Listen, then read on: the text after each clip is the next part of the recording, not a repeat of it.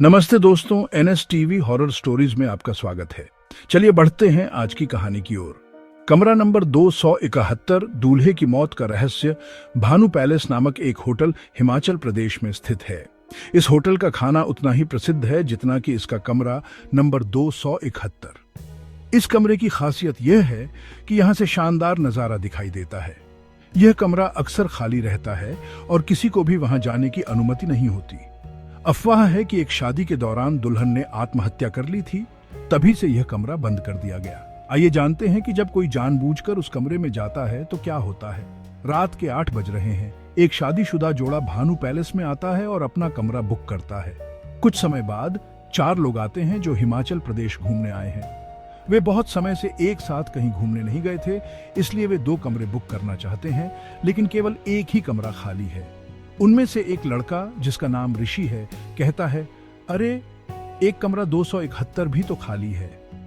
Hotel का staff कहता है, नहीं, वह कमरा नहीं दिया जा सकता, आप लोग शायद इस जगह पर नए हैं। तब एक लड़की नीलम कहती है, ऋषि रहने दो, हम 4 लोग एक ही रात में रह लेंगे। नीलम, मैडम आप हमें वही कमरा दे दीजिए जो खाली है।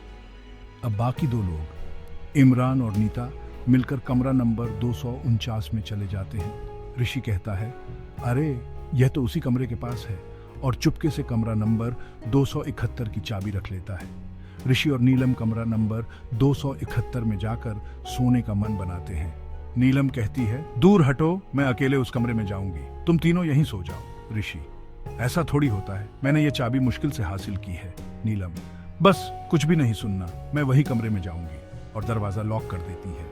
नीलम कमरा नंबर 271 में जाकर सो जाती है। इमरान, नीता और ऋषि कमरा नंबर 249 में रहते हैं। नीलम का कहना है, यह कमरा बहुत सुंदर है, यहाँ का नजारा कितना अद्भुत है, अफवाहें झूठी हैं, बस और कुछ नहीं। सुबह होते ही सब लोग बाहर निकल जाते हैं और कमरा नंबर 271 भी बंद कर देते हैं, जिसकी चाबी ऋषि ने चुपके से ले ली थी। अब कमरा नंबर 258 की बात करते हैं, जो उस शादीशुदा जोड़े ने लिया था। दूल्हे की मौत हो गई है और पूरा कमरा खून से भर गया है। दुल्हन कुछ नहीं समझ पा रही कि दूल्हे की हत्या क्यों हुई और रो रही है। नीलम और बाकी दोस्त अपने घर के लिए निकलते हैं, लेकिन नीलम अब कुछ अजीब व्यवहार करने लगी है। सभी दोस्त महसूस करते हैं कि नीलम कल से बदल गई है, लेकिन कोई खास ध्यान नहीं देता। रास्ते में नीलम को एक और शादीशुदा जोड़ा मिलता है और वह अचानक गुस्से में आ जाती है। रात के समय जब यह जोड़ा आराम कर रहा होता है, नीलम आती है और दूल्हे की गर्दन मोड़ देती है और दुल्हन को धमकाती है कि यहां से चली जाओ, नहीं तो तुम्हारा भी वही हाल होगा। दुल्हन डरकर वहां से भाग जाती है और नीलम दूल्हे की हत्या कर देती है। कोई भी यह नहीं समझ पाता कि यह सब कैसे हो रहा है, जैसे नीलम के पास कोई अदृश्य शक्ति हो। नीलम रात को अपने घर में माँ पिता के साथ होती है, खाना खाकर सो जाती है। अगली सुबह नीलम के पिता परेशान होते हैं कि सुबह के 10 बज गए हैं और नीलम अब तक नहीं उठी, जबकि वह हमेशा सुबह 6 बजे उठ जाती है। नीलम की माँ, वह बाहर से यात्रा करके आई है, शायद थकी हुई होगी। नीलम के पिता जाकर उसे जगाते हैं, उठो बेटा, हमें आज एक शादी में जाना है। नीलम उठ जाती है और कहती है, ठीक है पापा, शाम को तुम्हारे दोस्त की शादी है, याद है ना? नीलम, हाँ पापा। शाम को नीलम तैयार होकर बाहर जाती है और वहां इमरान, ऋषि और अन्य दोस्त एक जगह पर मिलते हैं। सभी एक दूसरे को देखकर खुश होते हैं और नीता भी, जिसकी शादी है। शादी के दौरान जब नीलम दूल्हे का चेहरा देखती है तो उसकी आंखें लाल हो जाती हैं, जैसे वह गुस्से में हो। नीलम अपने आप पर नियंत्रण करती है। शादी के बाद नीलम नीता के कमरे में जाती है शुभकामनाएं देने के लिए। तभी नीलम अपने हाथ से अभिषेक को उठा लेती है, जो अभी अभी नीता से शादी कर चुका है, और कहती है, तू मिल गया मुझे। नीता, तुम क्या कर रही हो? उसे छोड़ो, वह मेरा पति है। नीलम, यह किसी का पति नहीं हो सकता। नीता पूरा जोर लगाकर नीलम के सिर पर एक डंडा मारती है। नीलम घायल हो जाती है और कहती है, भागो अभिषेक भागो। सभी लोग नीलम के हाथ पैर बांध देते हैं। नीलम, मुझे छोड़ो, आज मैं उसे मार दूंगी। सभी को लगता है कि नीलम पर कोई बुरा साया आ गया है।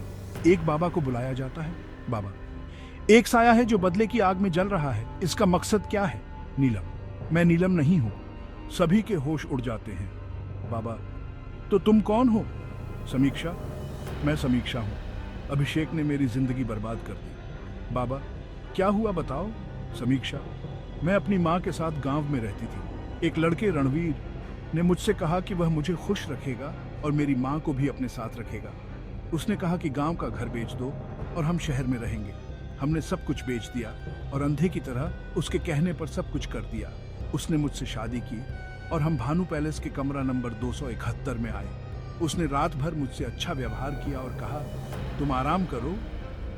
सुबह मैंने देखा कि उसने मेरे सारे गहने और पैसे ले लिए और चला गया। जब मैंने धमकी दी तो उसने मुझे उसी कमरे में मार डाला और यह दिखाने की कोशिश की कि मैंने आत्महत्या की है। मेरी माँ को अकेला छोड़ दिया। मैंने देखा कि कई लोग ऐसा करते हैं, नाम बदलकर दूसरों को धोखा देते हैं और धीरे धीरे उन्हें बर्बाद कर देते हैं। इसलिए मैंने उन सभी को मारा।